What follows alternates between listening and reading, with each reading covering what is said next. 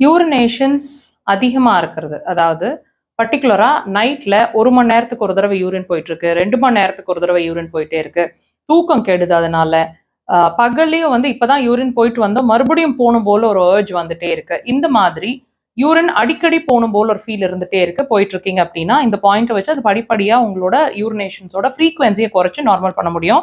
Location பாருங்கள், கால் பாதத்தில் சுண்டு விரல் இருக்கு இல்லைங்களா, சுண்டு விரல் இப்படி வெளியே தள்ளினீங்கன்னு சொன்னால் ஒரு பள்ளம் தெரியும், விரல்களை வச்சு அந்த பள்ளத்துலேருந்து ஒரு மேடு ஏறி மறுபடியும் ஒரு பள்ளம் முடியும், 2 கலர் சேர்ற இடத்துல எக்ஸாக்டாக மார்க் பண்ணியிருக்கிற இடத்துல அந்த பாயிண்ட் இருக்கு, 2 கால்கள்லையும் ப்ரெஷர்ஸ் கொடுக்கணுங்க, டீப் ப்ரெஷர்ஸ் லைக் திஸ்.